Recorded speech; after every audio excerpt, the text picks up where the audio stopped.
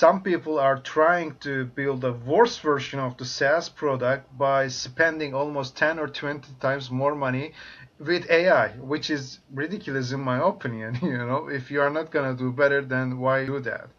But when it comes to the dynamic environment that gather this complex intelligence data, and I need to translate it into the human level, but they are very sensitive data, and they require a different mindset.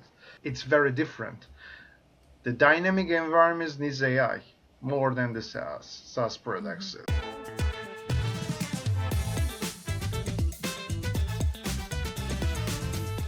Everyone agrees that AI is now table stakes. The real fight is over where do you start? Do you bolt on a giant SaaS platform, or do you work with a small surgical team that builds around your actual business? Dear Sara, founder of Vidamonti and a global leader in explainable AI for mission-critical operations, live in that second camp. He's joining us today so we can tackle the multi-million-dollar question of how you should think about custom AI and what go-to-market looks like when your company is the silent trusted partner. I'm Angelique. And I'm Tracy. And this is Ascend, Stories of Scale. Thank you so much for joining us, Sara. Thank you so much. It's lovely to join you, Angelique and Tracy, and I'm happy to be a part of the show. Exactly. Awesome. I want to give the audience a little bit more background on you, DR. DR Sara is a serial tech founder with 2 8-figure exits and almost 20 years of building companies from nanotech to AI-driven e-commerce, and now leading a groundbreaking startup, Vidamonti, as a founder and CEO. When did you realize AI could become infrastructure for life-saving organizations? I made a realization in my first startup. My first startup, it was about nanotechnology and also like mixed of consultancy. So we were creating critical components for aerospace or automotive, like robotic and defense industries. Is also related with kind of like a little bit what we do thanks to the relationships that we built in that time. But in that time also some of the things like during our production times and the workflows, we realized that we can actually find maybe different ways to accelerate our processes, because some of the things that really needs spatial attention. Let's say that we had a project with one of the like very largest companies in the oil and gas industry. They came to us. They had a project in Africa in their pipelines, but they were like suffering from corrosion and they needed immediate solution, but it will take very long time for them to figure it out, and they needed a specific components like fast and longer lifetime. And then we figured, okay, their approach is kind of slow. How we can use during that time like machine learning, which is the fundamental of artificial intelligence, and we started to use it, and we saw a big increasement operations in time in terms of time spent, and also it's help us to save money also. And that was the like first time actually we really started to take this very seriously. Hey, this is actually working. You know what? Let's go for it for more. Well, AI is a new conversation for many. You were fascinated with automation and human AI collaboration from childhood. Where did that passion begin? My passion actually started the first time when I was a little boy. I saw cartoons or animations on TV that like robots with like smart robots use artificial intelligence, or like movies, like from Hollywood and so on. And then I was very curious kid about technology. I was like a little bit maybe a like little bit bredder person that would like to tear things apart and create something from it differently, and read a lot of books while everybody was reading novels and so on. I was reading just scientific books whole summer all the time, and it kind of like shaped me. The love to do passion and science make me curious about how we as human beings and AI can collaborate together. I know you mentioned this also, but how did you growing up with your father around law enforcement show your understanding of government systems? So my father was a part of the law enforcement, and he worked, with like counterterrorism and organized crime, a little bit even like homicide. But all of these things, the stories that he was, telling us when I was little and to my younger brother, it kind of helped me to shape the how is actually like a timing and how the reaching the fast solutions can be very critical and important Mm-hmm. because saving lives, like capturing the fault people, in the process can save really not just millions of lives, but also the stolen money or that preventing people hurting further. and Mm-hmm. and this thoughts like created a question in my mind: what can I do to help our governments or nations that to do better to save lives, that even if I can save a couple of seconds, I know that I can save maybe hundreds of people.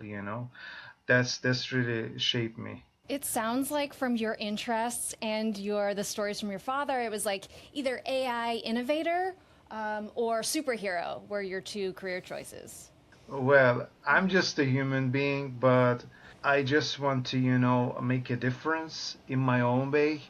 And if I am able to help people, even slightest, then I'm sure that that will be a legacy that I can proud of, even if I'm gone. Let's talk about the product. Can you walk us through what is Vidamonti and who is your typical client?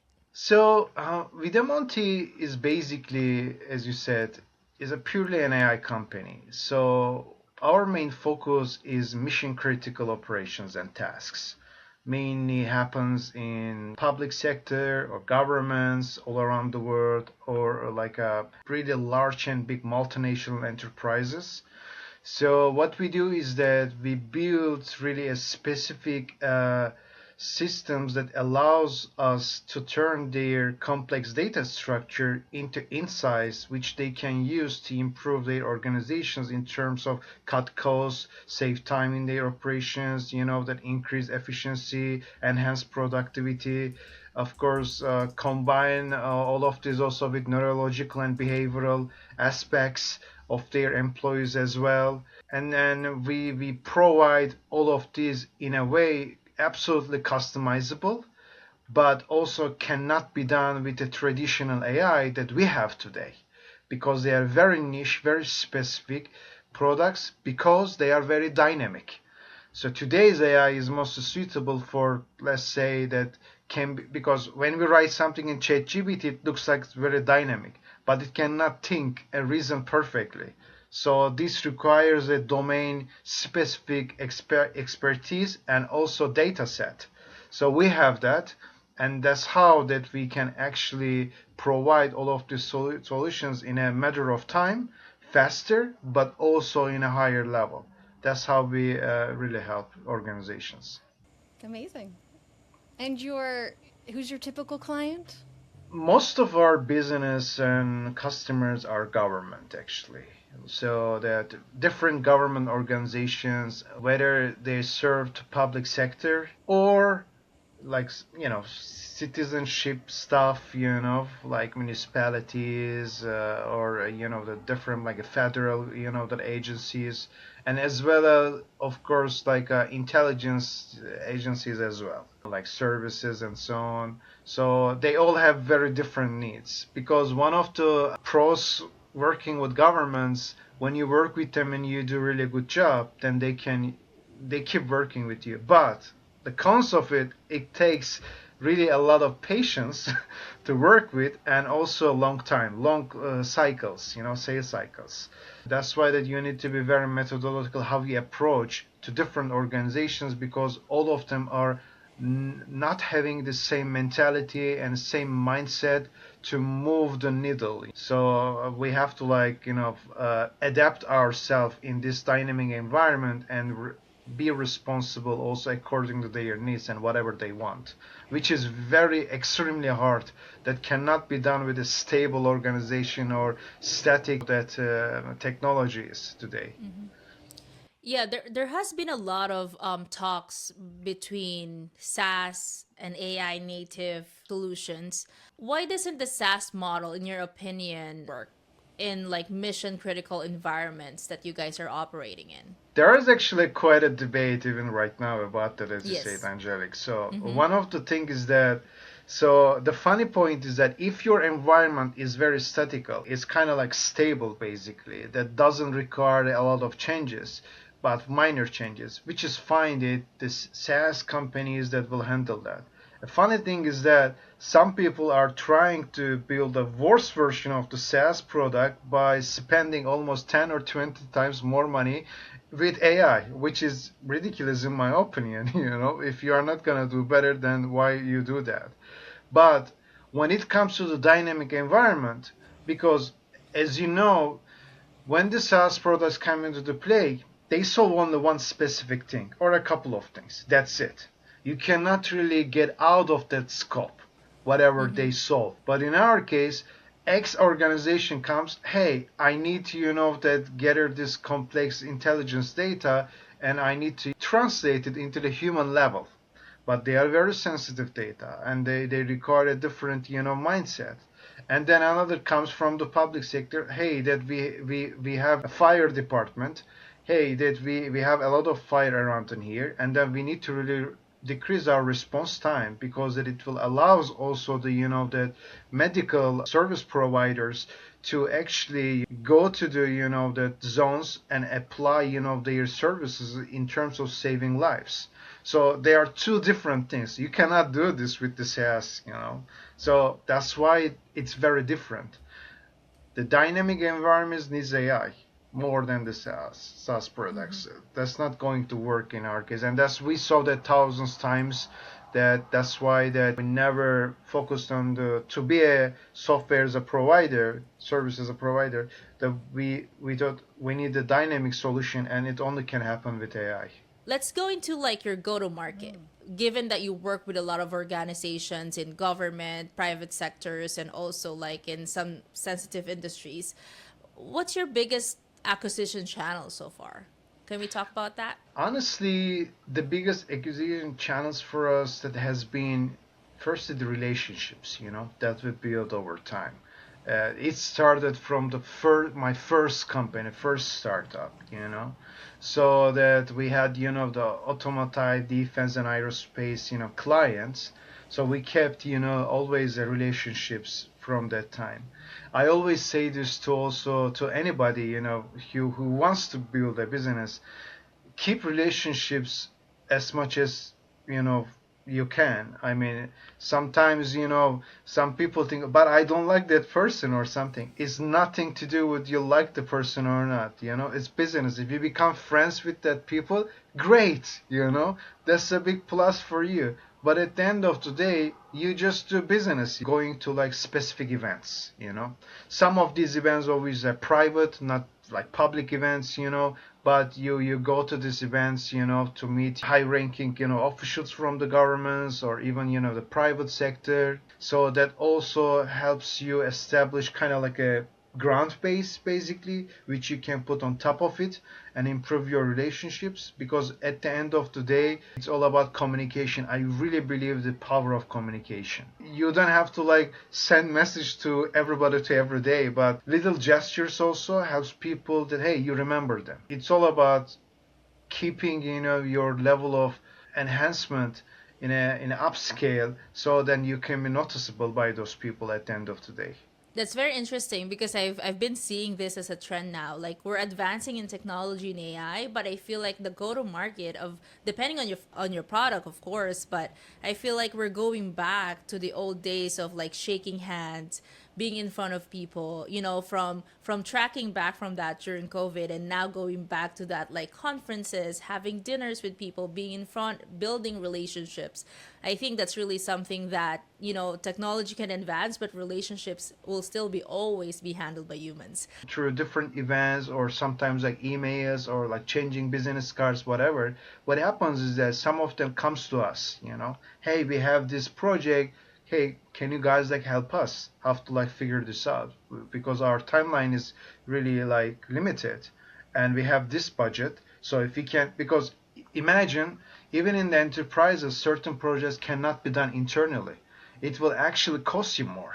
The same thing happened when the most companies started to, hey, I will build the AI system in-house, but do you know how much money will you spend? Probably 5 or 10 times more, instead of going to other road, like going to another company and let them to do your job. Most of them realized and then they stopped doing that. That's why that both of these meetups, the dinners, events, whatever, creates automatic referrals and outbound strategy also for us. Then, when we know another people, hey, we ask them, do you know in this company this person? Or can we reach out to this another company? Because if we don't have anything, to reach out. And that's how it helps us really to increase our, business as well. The biggest thing what we do is that we show the hidden points. They cannot notice that they even didn't know it exists in their organization. Loopholes, gaps that can actually, if they can complete this, fill it up with something better and different, it can help their organizations operate in a way better and a much higher scale. What's an example of that loophole? Like, is there one that you could like go into in an ad, in a fun ad or something like that, or that a lot of government players can relate to? Let's give an example. We had like a project with one of the largest, municipalities or mayor.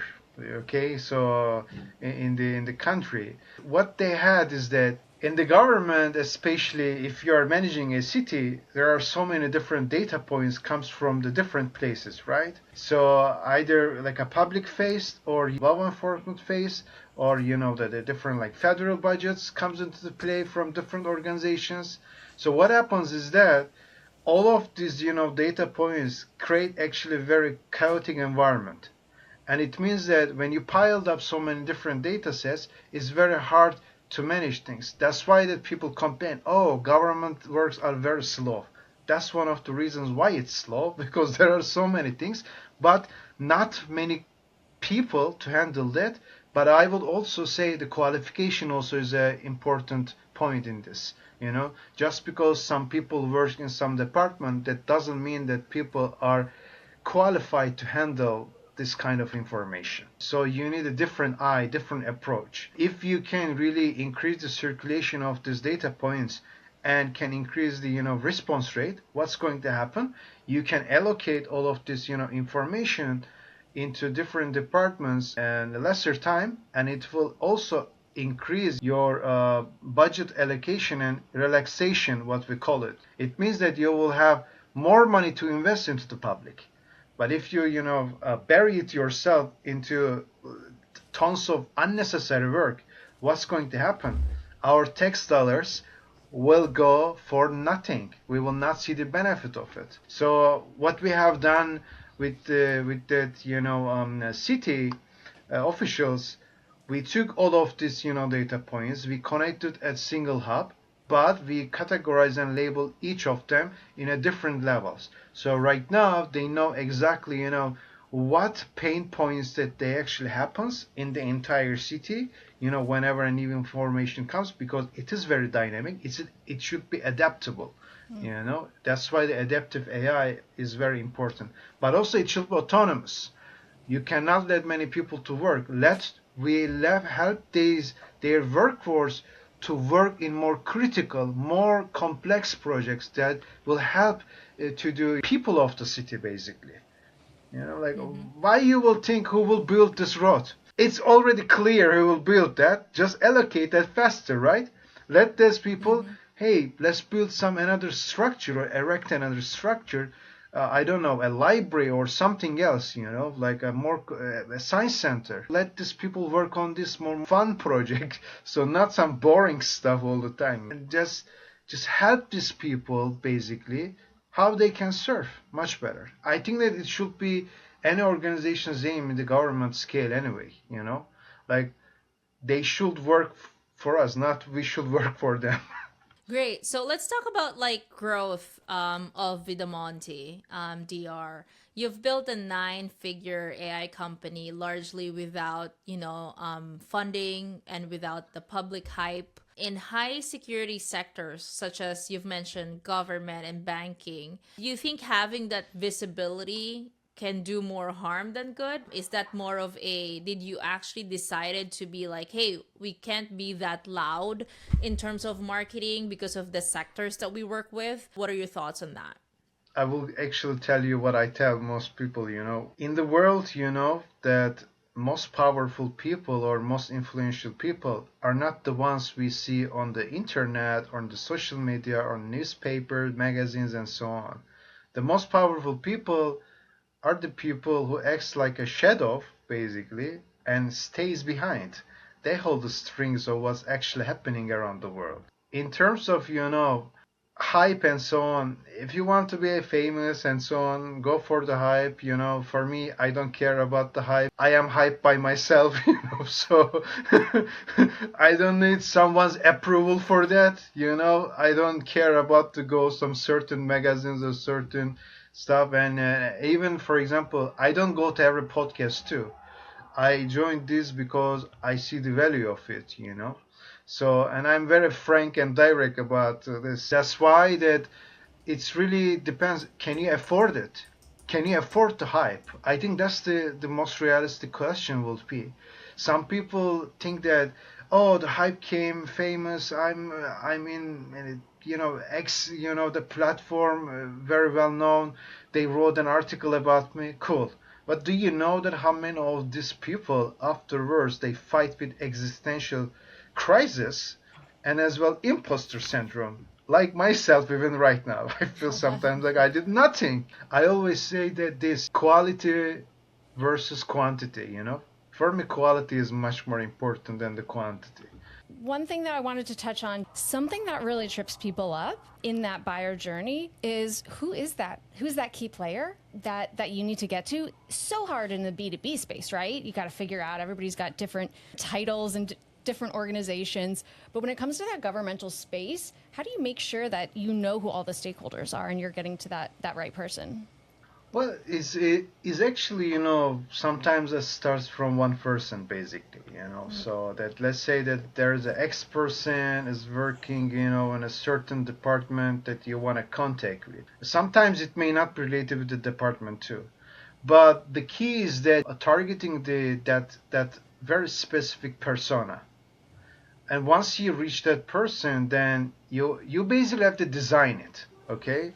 So that when you design this process, what happens is that X person, takes you to the Y person, takes you to the Z person, and then it just keeps going like this until that you reach where you want to go.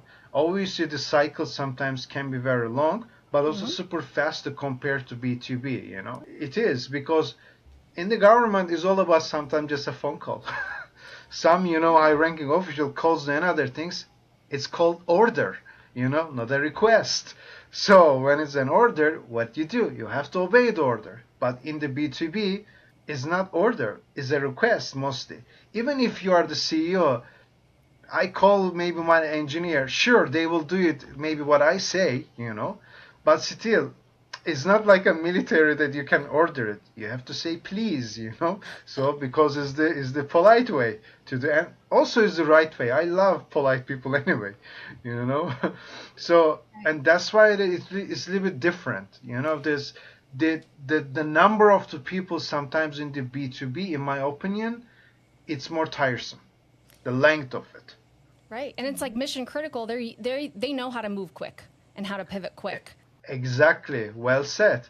Because that's why it's called mission critical, right? There is no time. Tick tock. So what are we gonna do? We have to reach the guy so fast. That's the only way to keep things moving forward. Thank you so much, DR, for joining us today. It was really amazing to get to know you and all the things, great things that you guys are doing at Vidamonti, and for joining us in this podcast. Thank you Thank you so so much. much.